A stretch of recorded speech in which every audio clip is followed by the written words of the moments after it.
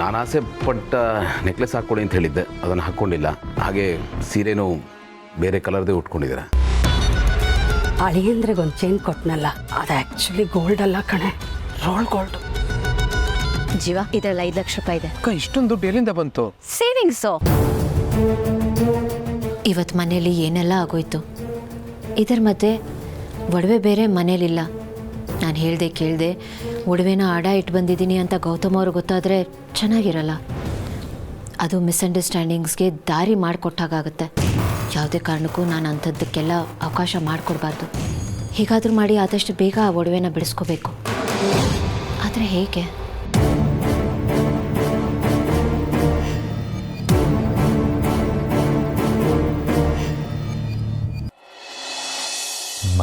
ಮಲಿ please ಅಳಬೇಡ್ಬೆ.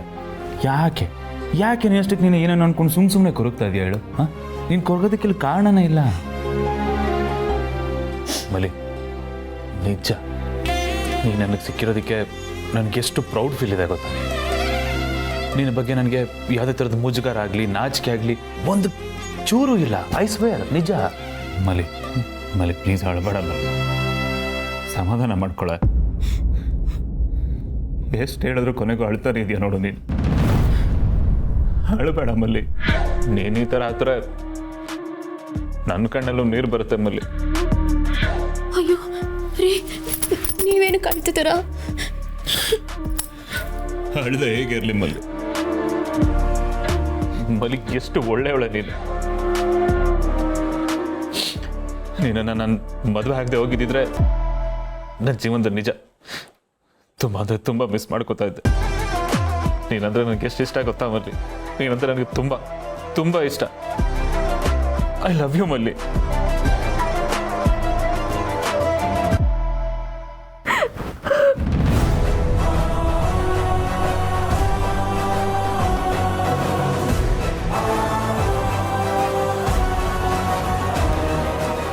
ದಡ್ಡ ನಾನು ಸುಮ್ಮನೆ ಹೇಳ್ತಾ ಇದ್ದೀನಿ ನೋಡು ಮಲ್ಲಿ. ಅಳಬಾರ್ದು ನೀನು, ಓಕೆ? ನೀನ ಹತ್ರ ಮಗುಗೆ ಒಳ್ಳೇದಾಗತ್ತಾ ಹೇಳು? ಹಾಂ, ಅದೇ ನೀನು ನಗ್ನಾಗ್ತಾ ಇದ್ರೆ ಮಗುನು ಚೆನ್ನಾಗಿ ಬೆಳೆಯುತ್ತೆ. ನನ್ನ ಆಸೆ ಅದು ಒಂದೇ. ಇನ್ಯಾವತ್ತು ನಿನ್ನ ಕಣ್ಣಲ್ಲಿ ನಾನು ನೀರು ನೋಡಬಾರ್ದು ಪ್ಲೀಸ್. ನಿಮಗೆ ನಾನಂದ್ರೆ ಎಷ್ಟು ಪ್ರೀತಿ, ಎಷ್ಟು ಕಾಳಜಿ ಆಯ್ತಲ್ವಾ? ಇದನ್ನ ನೋಡಿ ನಂಗೆ ಸಾನೆ ಖುಷಿ ಆಯ್ತು ರೀ. ನಾನು ತುಂಬಾ ಅದೃಷ್ಟವಂತ ಅಂತ ನನ್ಗೆ ಅನಿಸ್ತಾ ಇದ್ದೆ.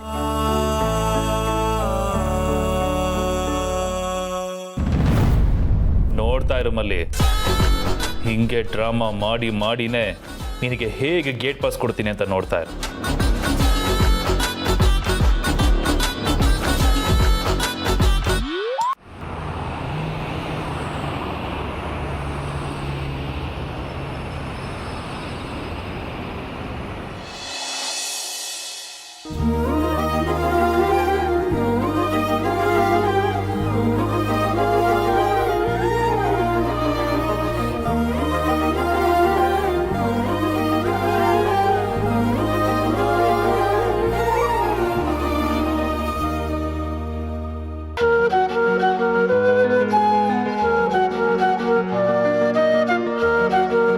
ಇವತ್ತು ನನ್ನ ಜೀವನದಲ್ಲಿ ಮರೆಯೋದಕ್ಕೆ ಆಗದೇ ಇರೋ ದಿನ. ಭೂಮಿಕಾ ಅವರಿಂದ ನನ್ನ ಚೈಲ್ಡ್ಹುಡ್ ನೆನಪಾಯ್ತು. ಮನಸ್ಸು ಹಾಗೆ ಟೈಮ್ ಟ್ರಾವೆಲ್ ಮಾಡಿಕೊಂಡು ನನ್ನ ಬಾಲ್ಯಕ್ಕೆ ಹೋಗಿ ಬಂದದ. ಬಾಲ್ಯ ತುಂಬಾನೇ ಚಂದ, ಸ್ವೀಟೆಸ್ಟ್ ಆ್ಯಂಡ್ ಮೋಸ್ಟ್ ಬ್ಯೂಟಿಫುಲ್. ಮನಸ್ಸಿಗೆ ತುಂಬ ಹತ್ತಿರ. ಅದನ್ನೆಲ್ಲ ನೆನಪು ಮಾಡಿಕೊಟ್ಟಿದ್ದಕ್ಕೆ ಭೂಮಿಕಾ ಅವರಿಗೆ ನನ್ನ ಕಡೆಯಿಂದ ತುಂಬ ತುಂಬ ಥ್ಯಾಂಕ್ಸ್.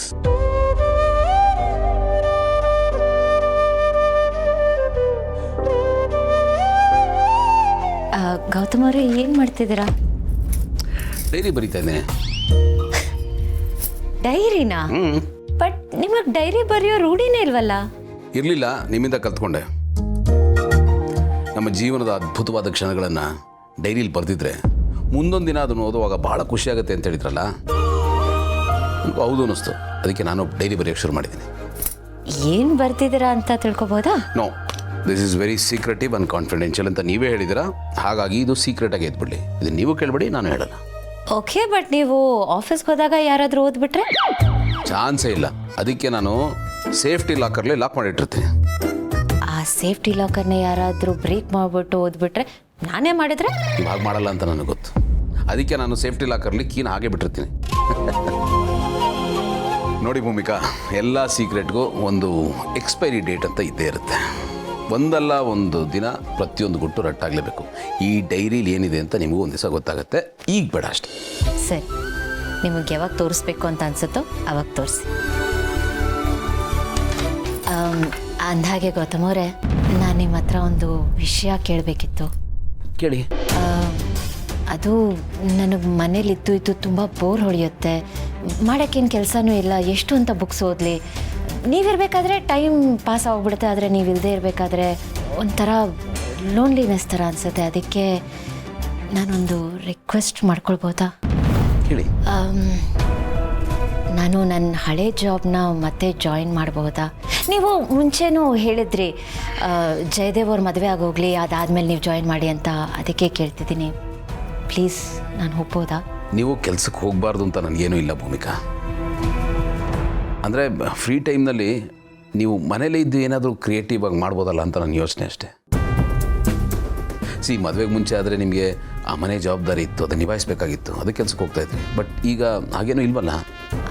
ನಿಜ, ದುಡ್ಡಿನ ಅವಶ್ಯಕತೆ ಏನಿಲ್ಲ. ಆದರೆ ನಮ್ಮಪ್ಪ ನನಗೆ ಓದಿಸಿದ್ದು, ನಾನು ಕಲ್ತಿದ್ದು ಅದೆಲ್ಲ ವೇಸ್ಟ್ ಆಗಬಾರ್ದಲ್ವಾ?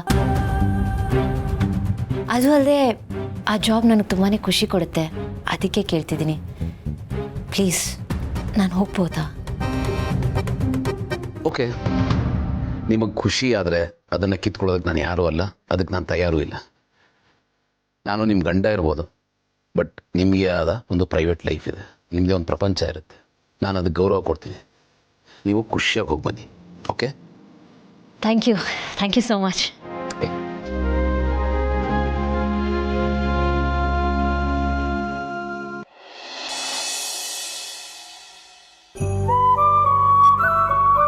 ಅದಕ್ಕೆ ಬೆಳಗ್ಗೆ ಎಲ್ಗೋ ರೆಡಿಯಾಗಿ ಹೊರಟಿದ್ದೀರಾ?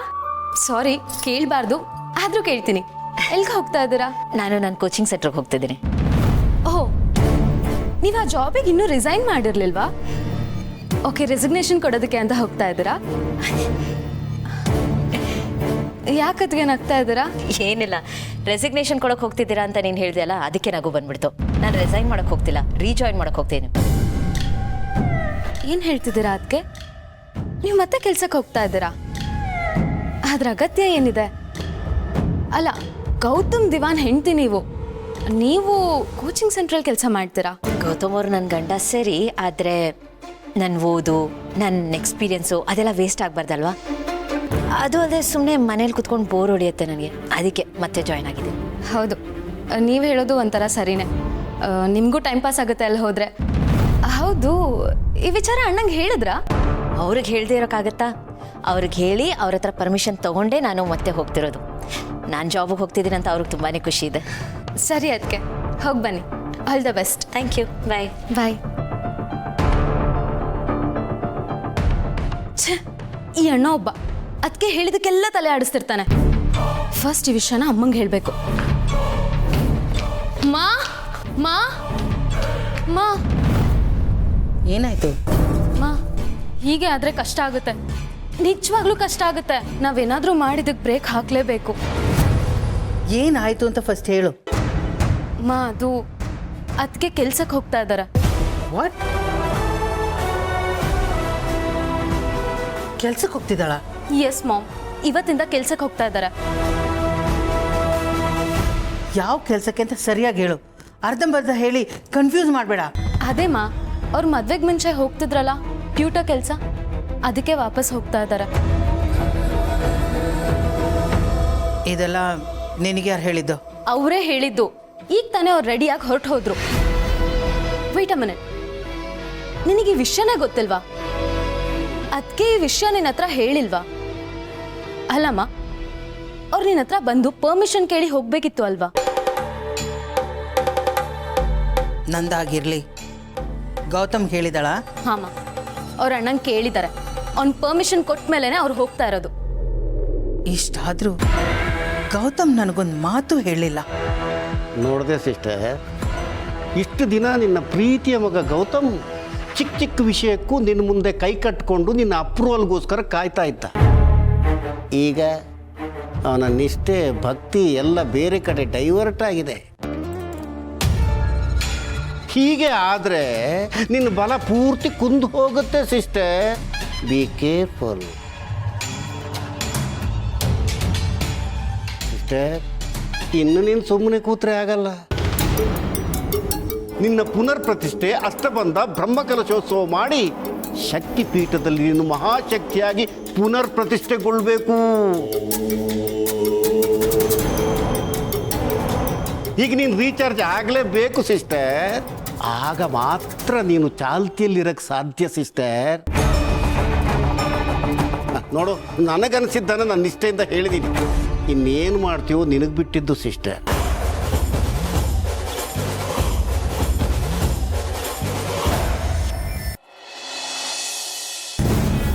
ಗೌತಮ್, ಅಮ್ಮ ನಾನು ಆಫೀಸ್ಗೆ ಹೋಗಿ ಬರ್ತೀನಿ.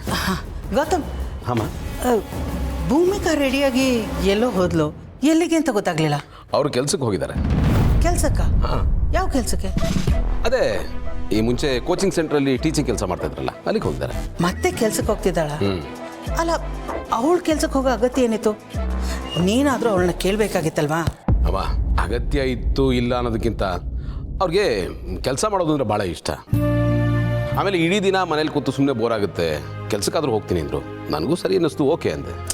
ಏನು ಗೌತಮ್ ನೀನು, ಅವಳು ಹೋಗ್ತೀನಿ ಅಂತ ಹೇಳಿದ ತಕ್ಷಣ ನೀನು ಹ್ಞೂ ಅಂತ ಹೇಳ್ಬೇಡದ? ಅವಳೀಗ ದಿವಾನ್ ಮನೆ ಸೊಸೆ, ಹೋಗಿ ಹೋಗಿ ಸಣ್ಣ ಪುಟ್ಟ ಕೋಚಿಂಗ್ ಸೆಂಟ್ರಲ್ಲಿ ಕೆಲಸ ಮಾಡದ? ನಮ್ಮ ಪ್ರೆಸ್ಟೀಜ್ ಏನಾಗಬೇಡ. ಇದ್ರಲ್ಲಿ ಪ್ರೆಸ್ಟೀಜ್ ಕಡಿಮೆ ಆಗುವಂಥದ್ದೇನಿದೆ? ನನಗಿದ್ರಲ್ಲಿ ಯಾವ ತಪ್ಪು ಕಾಣಿಸ್ಲಿಲ್ಲ. ಆಮೇಲೆ ನಾನು ಅವ್ರಿಗೇನು ಹೇಳಲಿಲ್ಲ ಕೇಳಲಿಲ್ಲ ಅಂತ ಅನ್ಕೋಬೇಡಿ. ನಾನು ಕೇಳಿದೆ, ಯಾಕೆ ಬೇಕಿದೆಲ್ಲ ಮನೇಲಿ ಆರಾಮಾಗಿರ್ಬೋದಿತ್ತು ಅಂತ. ಬಟ್ ಅವ್ರು ಹೇಳಿದ್ ಕೇಳಿದ್ಮೇಲೆ ಅವ್ರ ನಿರ್ಧಾರ ಸರಿ ಅಂತ ಅನ್ನಿಸ್ತಮ್ಮ ನನಗೆ. ಏನು ಸರಿ ಇದೆ ಗೌತಮ್? ಅವಳು ನಿನ್ನನ್ನು ನೋಡಿಕೊಂಡು ಮನೆ ನೋಡಿಕೊಂಡು ಆರಾಮಾಗಿರ್ಬೋದು ತಾನೆ? ಕೆಲಸ ಅಂತ ಹೋದರೆ ನಿನ್ನ ಬಗ್ಗೆ ಗಮನ ಕಡಿಮೆ ಆಗಲ್ವಾ? ಇಲ್ಲಮ್ಮ, ಆ ಥರದ್ದೆಲ್ಲ ಏನೂ ಆಗಲ್ಲ. ಅವರು ಎರಡೂ ಕಡೆ ನಿಭಾಯಿಸ್ತಾರೆ. ಈಗ ಮದುವೆಗೆ ಮುಂಚೆ ಅವರು ಕೆಲಸನೂ ಮಾಡಿಕೊಂಡು ಮನೆ ಕಡೆ ನೋಡ್ಕೋತಾ ಇರಲಿಲ್ವಾ? ಅವ್ರಿಗೆ ಎರಡೂ ಕಡೆ ನಿಭಾಯಿಸೋದು ಗೊತ್ತು.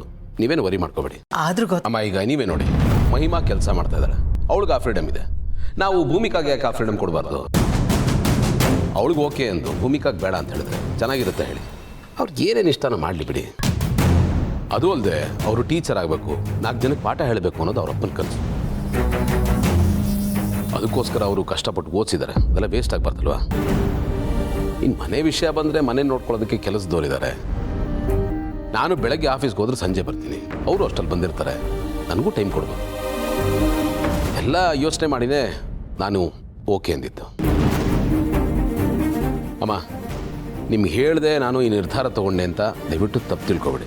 ಇದು ಹೇಳೋ ಅಷ್ಟು ಇಂಪಾರ್ಟೆಂಟ್ ಅಂತ ನನಗೇನು ಅನ್ನಿಸ್ಲಿಲ್ಲ. ಅದ್ರ ಮೇಲೂ ನಿಮ್ಗೆ ಬೇಜಾರಾಗಿದ್ದರೆ ಐ ಆಮ್ ಸಾರಿ. ಸರಿ, ನಂಗೆ ಲೇಟ್ ಆಗ್ತಾ ಇದೆ, ನಾನು ಬರ್ತೀನಿ. ಮಾ, ಏನು ಮಾ ಇದು ಅಣ್ಣ? ಅದಕ್ಕೆ ಈ ರೇಂಜಿಗೆ ಸಪೋರ್ಟ್ ಮಾಡ್ತಾ ಇದ್ದಾನೆ. ನನಗೂ ಒಂದು ಟೈಮ್ ಬರುತ್ತೆ, ಆವಾಗ ನೋಡ್ಕೋತೀನಿ. ಆದರೆ ಈ ಭೂಮಿಕಾ ಮತ್ತೆ ಯಾಕೆ ಕೆಲ್ಸಕ್ಕೆ ಹೋಗ್ತಿದ್ದಾಳೆ? ಮೊದಲು ಅದು ತಿಳ್ಕೋಬೇಕು.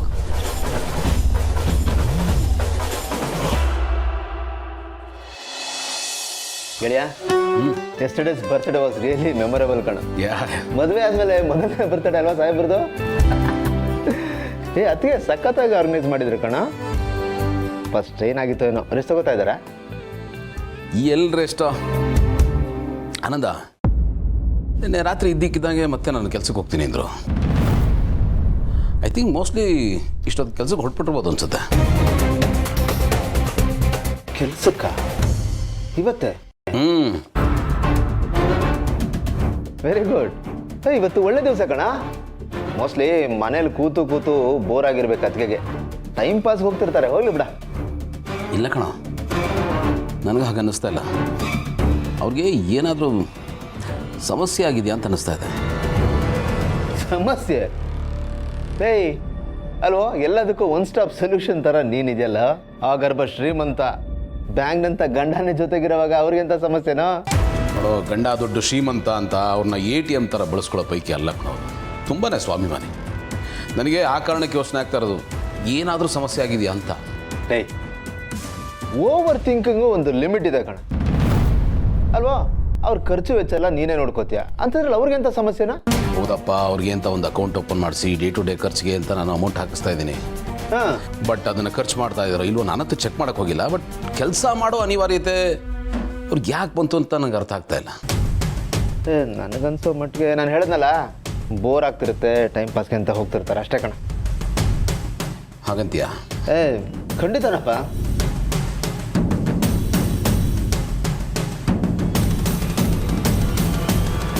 ಇಲ್ಲ ಕಣ, ನನ್ನ ಇಂಟ್ಯೂಷನ್ ಹೇಳ್ತಾ ಇದೆ ವೆರಿ ಸಮಥಿಂಗ್ ರಾಂಗ್ ಅಂತ.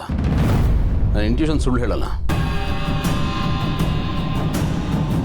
ಗೆಳೆಯ, ಅತ್ತಿಗೆ ಬಗ್ಗೆ ನಿನಗೆ ಚೆನ್ನಾಗಿ ಗೊತ್ತಿದೆಯಲ್ಲ, ಅವ್ರು ನಿನ್ನಿಂದ ಯಾವ ವಿಷಯನ ಮುಚ್ಚಿಡಲ್ಲಪ್ಪ.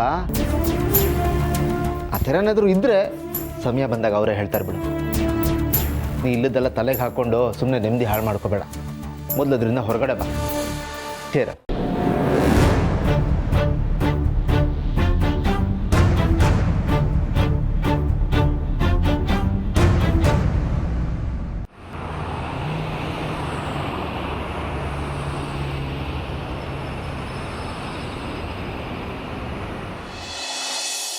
ನಿನ್ನ ಮುಂದಿನ ನಡೆ ಏನು? ನಿನ್ನ ಕಾರ್ಯತಂತ್ರ ಏನು ಸಿಸ್ಟರ್? ಏನು ಮಾಡ್ತೀಯ ಈಗ?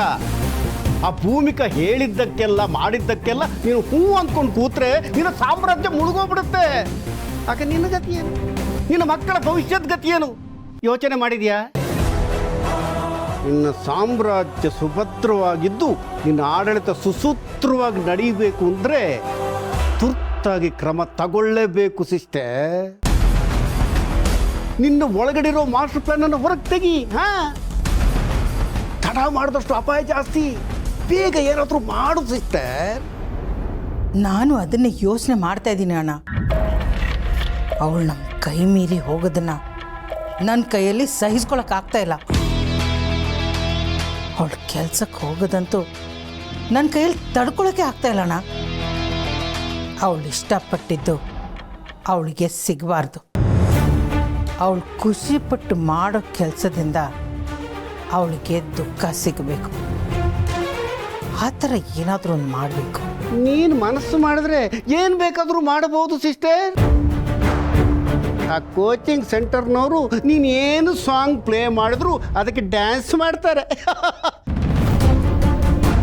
ಯಾಕೆಂದ್ರೆ ನಾವು ಪ್ರತಿ ವರ್ಷ ಡೊನೇಷನನ್ನು ಭಿಕ್ಷೆ ಹಾಕ್ತೀವಲ್ಲ, ಆ ಭಿಕ್ಷೆಯ ಋಣ ಇರುತ್ತೆ ಸಿಸ್ಟರ್ ಅವರಿಗೆ.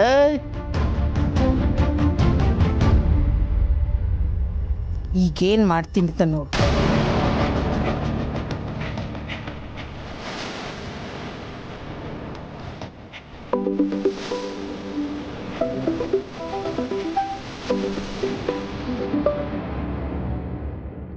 ನಮಸ್ತೆ ಮೇಡಮ್. ಏನು ಮೇಡಮ್ ದಿಢೀರ್ ಅಂತ ಫೋನ್ ಮಾಡಿಬಿಟ್ಟಿದ್ದೀರಾ? ನೋಡಿ, ಮೊದಲಿಂದಾನು ನಮ್ಮ ಮನೆ ಸೊಸೆ ನಿಮ್ಮ ಕೋಚಿಂಗ್ ಸೆಂಟ್ರಲ್ಲಿ ಕೆಲಸ ಮಾಡ್ತಿದ್ಲು. ಆದರೆ ಆಗ ಅವಳು ನಮ್ಮ ಮನೆ ಸೊಸೆ ಆಗಿರಲಿಲ್ಲ, ಜಸ್ಟ್ ಭೂಮಿಕಾ ಸದಾಶಿವ ಆಗಿದ್ಲು. ಈಗ ಅವಳು ಭೂಮಿಕಾ ಗೌತಮ್ ದಿವಾನ್ ಆಗಿದ್ದಾಳೆ. ಆಗಿರೋದಕ್ಕೂ ಈಗಿರೋದಕ್ಕೂ ತುಂಬ ವ್ಯತ್ಯಾಸ ಇದೆಯಲ್ವಾ? ಆ ವ್ಯತ್ಯಾಸನ ಅರ್ಥ ಮಾಡಿಕೊಂಡು ಅವಳಿಗೆ ಈಗ ಯಾವ ಥರ ಗೌರವ ಸಿಗಬೇಕೋ ಆ ಥರ ನೀವು ನೋಡ್ಕೊಳ್ಳಿ. ಅವಳೀಗ ಕೇವಲ ಟೀಚರ್ ಆಗಿದ್ದರೆ ಸಾಕಾಗಲ್ಲ. ನಾನು ಹೇಳಿದ್ದು ನಿಮ್ಗೆ ಅರ್ಥ ಆಗಿದೆ ಅಂತ ಅಂದ್ಕೊಂಡಿದ್ದೀನಿ. ಓಕೆ ಮೇಡಮ್, ನಾನು ನೋಡ್ಕೋತೀನಿ. Thank you.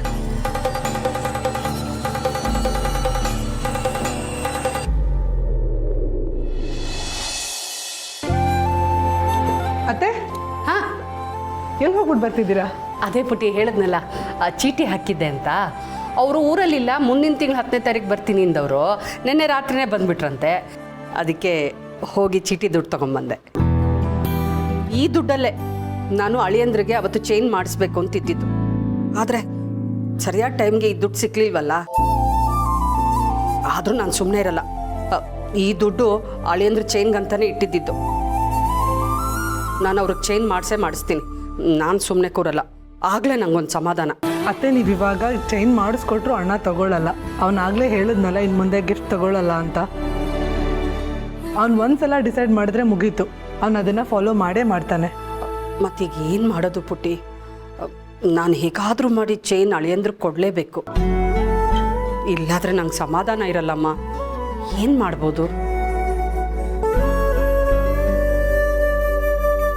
ಅಣ್ಣ ತಗೊಳ್ಳಿಲ್ಲ ಅಂದರೆ ಒಂದು ಕೆಲಸ ಮಾಡೋಣ, ಅದಕ್ಕೆ ಕಡೆಯಿಂದ ಕೊಡ್ಸೋಣ. ಅದಕ್ಕೆ ಕೊಟ್ಟ ಹಾಗೂ ಆಗುತ್ತೆ, ನೀವು ಕೊಟ್ಟ ಹಾಗೂ ಆಗುತ್ತೆ. ಹಾಂ, ಇದು ಒಳ್ಳೆ ಐಡಿಯಾ. ಏನೇ ಆಗಲಿ, ಈ ಚೀಟಿ ಕಟ್ಟಿ ದುಡ್ಡು ಹೊಂದಿಸೋದು, ಸಣ್ಣ ಪುಟ್ಟ ಸಾಲ ಮಾಡೋದು, ಒಡವೆ ಇಡೋದು, ಇದೆಲ್ಲ ನಮ್ಮ ಕಾಲಕ್ಕೆ ಮುಗ್ದೋಗ್ಲಿ. ಈಗ ಹೇಗಿದ್ರು ಜೀವಂಗೆ ಪ್ರಮೋಷನ್ ಆಗಿದೆ, ಅಪ್ರೈಸಲ್ ಸಿಕ್ಕಿದೆ. ಇನ್ನು ನಮ್ಮ ಕಷ್ಟ ಎಲ್ಲ ತೀರತ್ತೆ, ನಮಗೂ ಒಳ್ಳೆ ದಿನ ಬರುತ್ತೆ. ಹೌದು ಅತ್ತೆ, ಖಂಡಿತವಾಗ್ಲೂ ಇನ್ನು ಮುಂದೆ ಎಲ್ಲ ಚೆನ್ನಾಗಿರ್ತೀವಿ.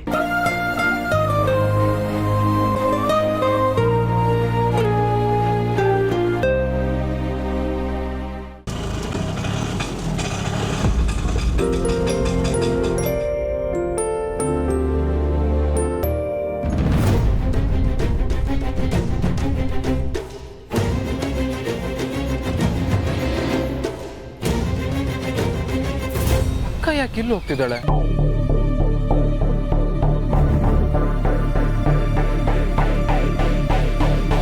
ಅಕ್ಕ ಅಕ್ಕ ಅರೆ ಜೀವ, ಅಕ್ಕ ನೀನೇನಿಲ್ಲಿ ಕೋಚಿಂಗ್ ಸೆಂಟರ್ ಹತ್ರ?